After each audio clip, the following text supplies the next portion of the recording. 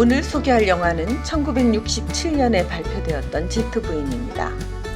이 영화는 박봉에 시달리는 샐러리맨의 아내로 돈만 벌 수 있다면 무슨 일이든 억척스럽게 하던 그녀가 사기를 당하고 가정이 파탄에 이르면서 자신의 삶을 되돌아보게 된다는 이야기를 담고 있습니다.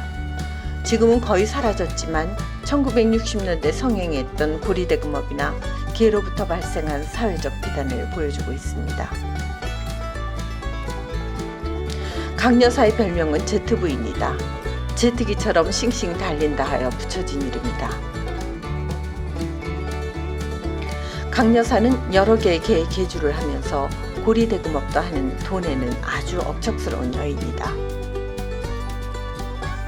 반면에 공업사의 기사로 있는 강 여사 남편 익섭은 월급날 월급 봉투를 채워놓느라 고심하는 소심한 월급쟁이다. 어느 날 강 여사는 단골다방 윤마담에게 빌려준 돈을 받으러 간다. 거기에 전대포가 있었다. 그 다방 단골 손님인 전대포는 돈 한 푼 없는 빈털터리로 허세로 가득 찬 사기꾼이다. 전대포를 부자로 알고 있는 윤마담은 강 여사에게 빌린 돈을 갚기 위해 전대포에게 돈을 빌려달라고 부탁한다. 그러자 전대포는 허세를 부리며 어디론가 전화를 하고 돈을 가져오라고 한다. 전대포 하수인 치석이 수표를 들고 와 전대포에게 건네준다. 하지만 0이 하나 더 붙은 400만 원짜리 수표였다. 액수가 너무 커서 어쩌냐며 호들갑 떠는 전대포에게 강 여사는 갑자기 태도를 바꾸며 다음에 달라고 애교 있는 목소리로 말한다. 전대포의 허풍에 넘어간 것이다.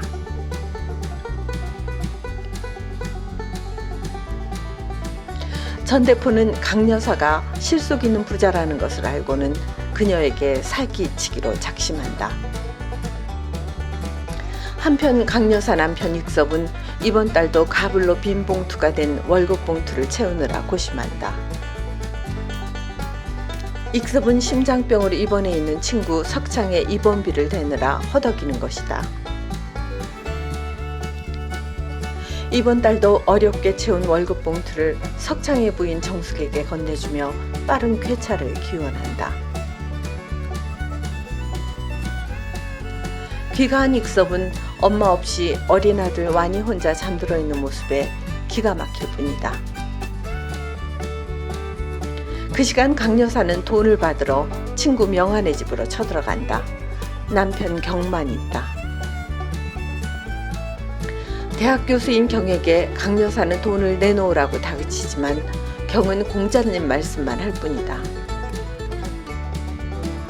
강 여사는 명화를 만나겠다고 버티며 통금이 다 되도록 기다린다. 명화가 오자 살림을 다 때려 부수면서 돈을 달라고 하다가 대신 반지를 뺏어서 간다. 강 여사는 명화에게 뺏은 반지를 윤마담에게 보여주며 사라고 한다. 그때 전대포가 들어오자 윤마담은 전대포에게 반지를 보여주며 사라고 한다.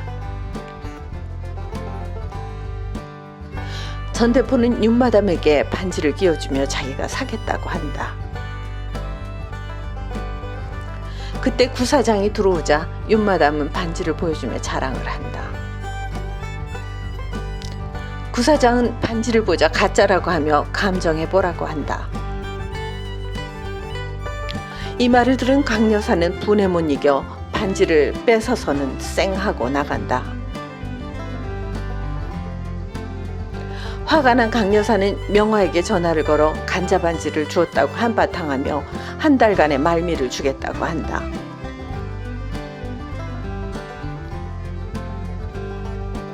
경과 명화는 당혹해하면서 시름에 잠긴다.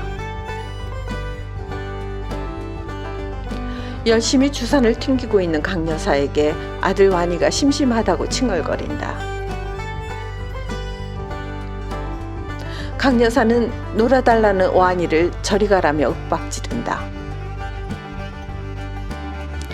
방구석에서 완이가 울고 있는 것을 본 익섭은 마음이 언짢다.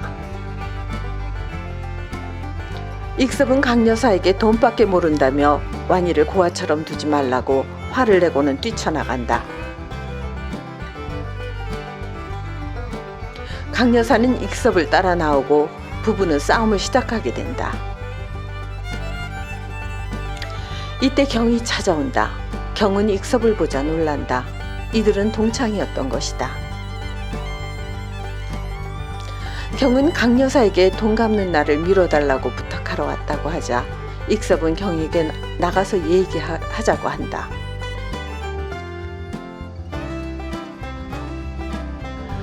경은 익섭에게 술을 마시며 도움을 청한다. 하지만 익섭은 도움이 되지 못함을 자책하며 오히려 자신의 처지를 한탄한다. 우연히도 옆자리에서 전 대표는 구사장과 술을 마시고 있었다. 전 대표는 구사장과 결탁하여 강 여사를 사기칠 궁리를 하고 있었다. 한 달 뒤 강 여사는 명환의 집으로 와서 막무가내로 돈 갚을 것을 다그친다. 돈 갚을 때까지 있겠다며 아예 집에 들어놓을 태세이다. 경은 다시 한 달 말미를 더 달라고 부탁한다. 이에 강 여사는 약속을 어길 경우 집을 넘기겠다는 매매 계약서를 쓰자고 한다. 경과 명화는 기가 막히지만 어쩔 수 없이 강 여사의 요구대로 계약서를 작성한다. 어느 날 윤마담은 강 여사를 찾아와 기가 막힌 투자가 있다며 같이 가자고 한다. 가보니 전 대표가 있었다. 전 대표는 지난번에 산 물건이 350만 원 올랐는데 자금 사정이 좋지 않아 더 살 수 없어 안타깝다며 윤마담에게 사라고 권유한다.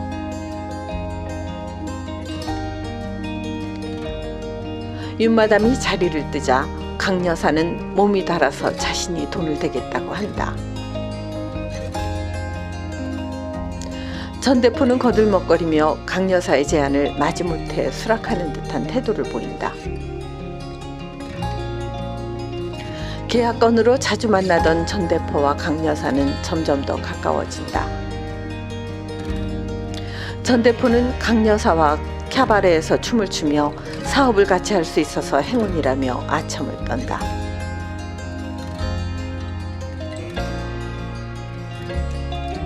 술이 거나해진 전 대표와 강 여사가 거리로 나온다. 전 대표의 사주를 받은 지석이 강 여사에게 연탄재를 던진다. 씻기 위해 호텔로 들어간 강 여사에게 전 대표는 맥주를 권하며 은근슬쩍 다가간다. 화들짝 놀란 강 여사는 전 대표를 뿌리치고 황급히 호텔방을 나선다. 강 여사는 투자를 위해 주변 사람들의 돈을 더 끌어다 쓰고 친구 명화에게도 빚독촉을 심하게 한다.